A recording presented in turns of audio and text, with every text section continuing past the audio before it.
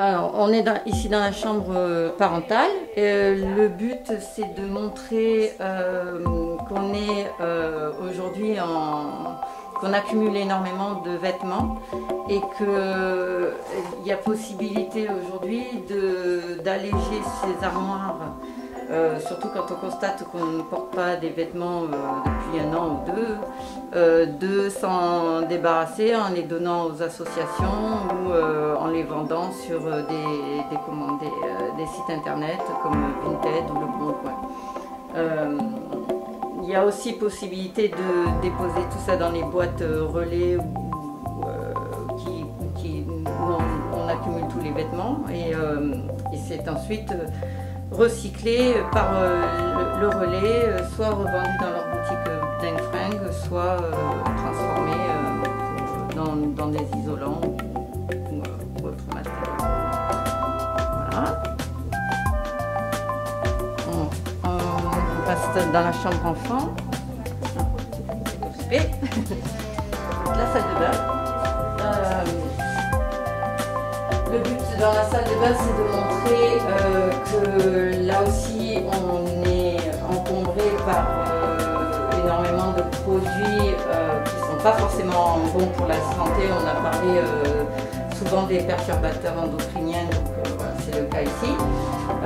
Et de se simplifier la vie en faisant soi-même ses produits quand c'est possible, ou en tout cas d'aller vers des produits réutilisables ou rechargeables, comme ce rasoir, ce brosse à dents. La tête est rechargeable, ou parfois même l'outil entier est recyclable.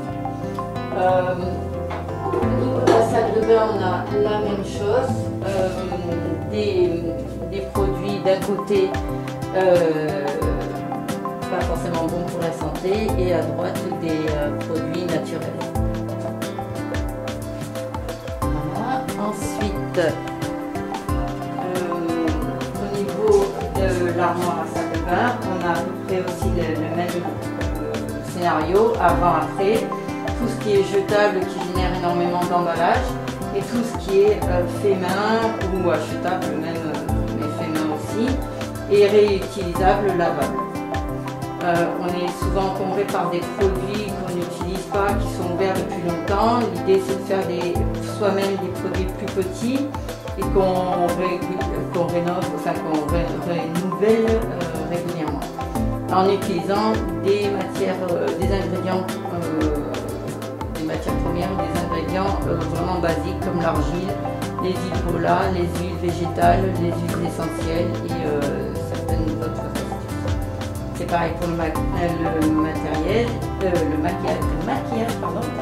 et l'hygiène féminine. La chambre enfant. Là, c'est toujours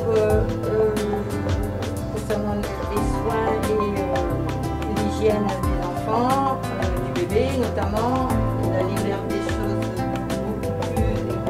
comme des couches soit lavables, et si on n'est pas pris dans ce genre de matériel, d'aller vers des couches écolabellisées, garanties sans pesticides et autres.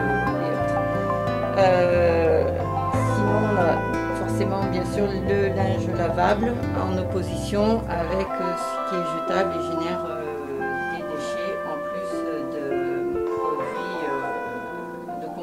pas forcément bon pour la santé. Au niveau de la garde-robe, c'est un peu celle des parents. On a beaucoup de linge, souvent c'est plus mis, donc l'idée c'est là aussi de donner ou de vendre quand c'est possible. Et on a la même chose au niveau des jouets ou de la scolarité, en utilisant des matériels durables et réutilisables.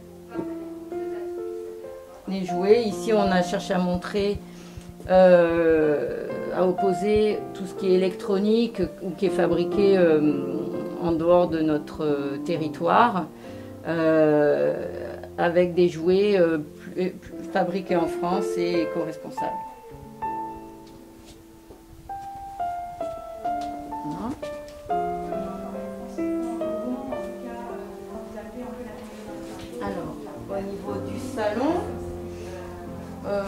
On a à la disposition des visiteurs des livres à consulter sur place ou à prendre en photo de manière à pouvoir se les acheter soit d'occasion, soit les emprunter en médiathèque. On a partout dans l'appartement d'ailleurs des affiches qui donnent les contacts de ce qu'on peut, les contacts où on peut emprunter et consulter certains livres. Ou quoi faire de ces déchets, par exemple ici, les contacts de la déchetterie avec ses horaires d'ouverture. Là, ici, on a cherché à montrer l'univers du bureau, ce qu'on consomme et ce qu'on génère comme déchets. Donc, par opposition, les post-it avec des blocs-notes faits avec du brouillon, des calculatrices entièrement solaires, donc sans piles, avec des calculatrices à piles, les impacts du smartphone avec la solution proposée, ce qu'on peut faire avec les cartouches, et les cartouches d'encre et comment les recharger de manière écologique. Là, on approche des fêtes, donc celle d'Halloween, on a cherché à montrer les options durables contre celles par opposition à tout ce qui est jetable. Donc nappe en papier, toutes les vaisselle jetables et les bonbons fabriqués dans le commerce en emballage, sur-emballés, avec des bonbons qu'on peut acheter en vrac dans des magasins bio ou non, mais en tout cas qui génèrent moins d'emballage. Et plus tard, on a choisi aussi de montrer qu'on peut se les fabriquer soi-même. Ça viendra dans le cours de la semaine prochaine. Je vais passer au jardin, en attendant que la cuisine cellulaire. Ici, on cherche à montrer les options qu'on peut mettre en pratique dans le jardin, avec bien sûr le composteur, les produits pour le jardin qu'on peut fabriquer soi-même comme le purin, les graines qu'on peut échanger sur des sites internet ou sur les réseaux sociaux, et le paillage, enfin toutes les astuces du jardinage. On donne encore là aussi des contacts comme la végéterie des Mureaux ou des endroits où emprunter des outils comme bricoler.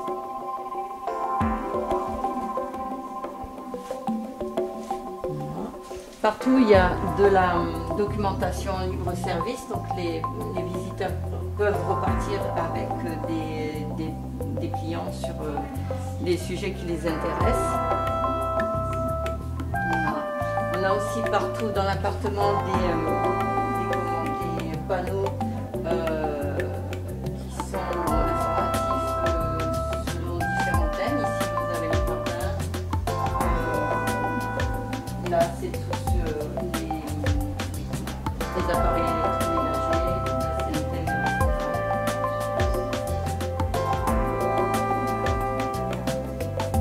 de encore des contacts pour des ressourceries, avec notamment la petite Tunis et la Gerbe, qui sont des contacts locaux. Et enfin la cuisine. Là, nous on cherche à montrer, à oser certaines pratiques qui génèrent beaucoup de déchets et celles qui sont plus éco-responsables. Dans les produits d'entretien, c'est pareil. Et on cherche à montrer que beaucoup peuvent être fabriqués maison, ce qui prend beaucoup moins de temps et qui est beaucoup plus économique.